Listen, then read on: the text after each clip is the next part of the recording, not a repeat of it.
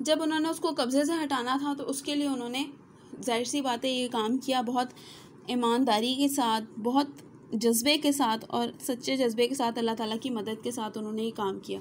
खंदकी मोर्चा वो होता है कि जो ज़मीन के नीचे एक गड्ढा खोद दिया जाता है, ठीक है, ज़मीन के नीचे एक गड्ढा खोद दिया जाता है। यहाँ पर जो है काफ़ी थोड़ी सी गहराई में कि इंसान को अगला दूर से खड़ा हुआ नज़र ना आ सके, ऐसी जगह होती है। वहाँ पर दस्ती बम फेंकने शुरू कर दिए कि जो एकदम से बम फेंक कर चले जाते हैं, जो उसकी तरह होते हैं, सॉरी, चाबी की तरह होते हैं, उनको निकाल कर वो फेंक दिया जाता है। वो उन्होंने फेंक दिया और उसके बाद क्या हुआ, वो जगह दुश्मन की तबाह हो गई और वो अपनी जगह पर वहाँ पर उन्होंने सफाया कर दिया। उसके बाद वो अपनी चौकी पाने में कामयाब हो गए, ठीक है। इसी तरीके से वो आगे बढ़ते के बाद क्या किया उन्होंने कि जब उन्होंने दस्ती बम फेंके तो वो उसके बाद जो दुश्मन थे वो काफ़ी हैरानी परेशानी में मुब्तला हो गया। वो डर गए कि यार अब हमारे साथ क्या होगा। उनको तो पहले लगा था कि ये लोग कोई कुछ कर नहीं सकते, इसी वजह से उन्होंने रात के अंधेरे में हमला किया और उन्होंने क्या काम कर दिया कि भाई अब हमारे पास ये सारी चीज़ें मौजूद हो जाएंगी, हमें किसी चीज़ का डरने का कोई वो ख़तरा नहीं है कि हमारी कोई जगह छीनी जाएगी। लेकिन सिर्फ लाल हुसैन शहीद की बदौलत, उनकी बहादुरी, उनकी ज़रूरतमंदाना कोशिशों के साथ साथ जो है सब लोगों ने हिम्मत बढ़ाई और अपने मुल्क की हिफाजत के लिए बहुत अच्छा कारनामा अंजाम दिया। सफ़ें होती हैं लाइनें, ठीक है, सनसनाती हुई। सनसनाने का मतलब ये होता है एकदम से बगैर किसी आवाज़ के तेज़ी से आती हुई।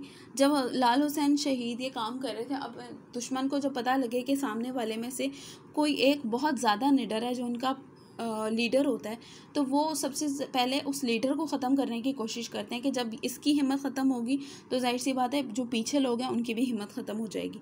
तो उन्होंने यही काम किया। उन्होंने बाकी सब लोगों को छोड़ के, बाकी फ़ौजियों को छोड़ के इनके लीडर यानी लाल हुसैन पर हमला करने की तरफ उनका प्लान बना और उन्होंने क्या किया, उनकी तरफ गोलियों की बौछार कर दी और गोलियां इस कदर कि उनमें से कुछ तो बच गई और इसके बाद उनके जिस्म में कुछ गोलियां आकर लग गई। पेवस्त हो जाना यानी लग जाना, चुभ जाना, ठीक है, उनके जिस्म में चुभ गई कि वो इस तरह से वो ज़ख्मी हुए, उनका जिस्म गोलियों से छलनी हो गया, लेकिन उन्होंने हिम्मत नहीं हारी।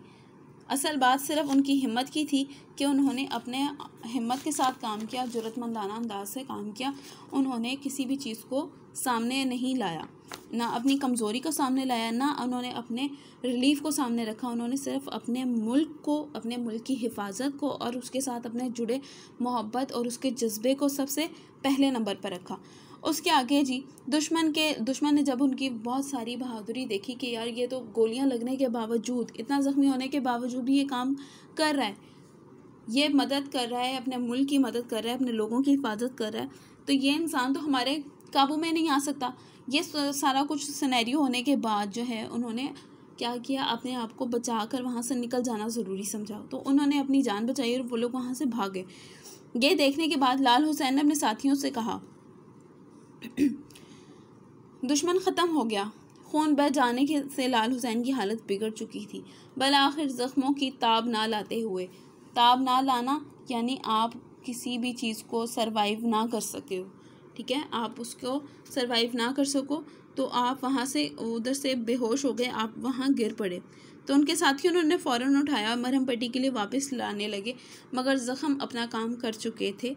लांस नाइक लाल हुसैन शहीद की रूह जिसमें खाकी से परवाज़ कर गई, यानी उनको शहादत का रुतबा हासिल हो गया। अल्लाह ताला के पास वो चले गए और उस शहादत के बदले उनको क्या मिला, दुनिया और आखिरत दोनों का सुकून उनको अल्लाह ताला ने फ़राहम किया। उनके आखिरी अल्फाज जो उन्होंने जाते हुए कहे, अल्लाह तेरा शुक्र है मैंने अपना फ़र्ज़ पूरा कर दिया। जिस फ़र्ज़ के लिए उन्होंने अपने आप को इस फ़ौज के उसमें मंसूब किया था, फ़ौज की जगह पर अपने मुल्क की हिफाजत के लिए, तो उन्होंने क्या कहा कि अल्लाह ताला तेरा बहुत शुक्र है मैंने अपना फ़र्ज़ पूरा कर दिया। उनकी इस फ़र्ज़शनासी और जुर्रत व बहादुरी की वजह से उनको कोई भी इंसान फरामोश यानी भुला नहीं सकता। और उनकी जुर्रत, इस आला कारनामे पर हुकूमत ने उनको क्या दिया, तमगाए जुर्रत दिया। अल्लाह ऐसी नेक रूहों के दर्जात बुलंद फरमाए, आमीन।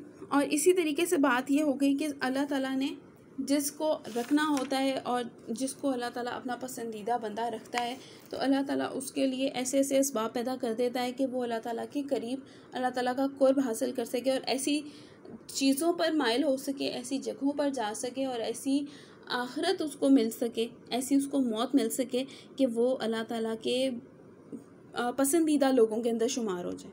जब इनका था लाल हुसैन का जज्बा बहुत सच्चा था और वो ये चाहते थे कि अपने मुल्क की हिफाजत करें, तो इसलिए इसके लिए अल्लाह ताला ने उनको भी किसका रुतबा दिया, शहादत का रुतबा दिया, जो तमाम मौतों में सबसे ज़्यादा अफजल होता है।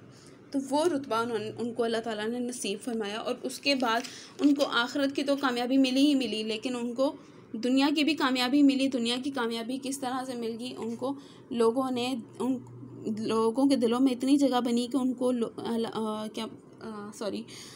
क्या कहना चाहिए, उनको अल्लाह ताला की तरफ से तमगा जुर्रत दिया गया, उनको एक एजाज़ दिया गया कि वो इस लायक थे और वो उनका काम इस लायक था और उनकी वजह से बहुत सारे लोग उनको अपना लीडर भी समझ के, उनकी पैरवी करके, उनके नक्शे कदम पर चलने के बाद, उनकी जैसी सोच रखने के बाद, उनके जैसा काम करने के बाद वो दुनिया में भी और आखिरत में भी अच्छी कामयाबी हासिल करने के काबिल बन सकते हैं।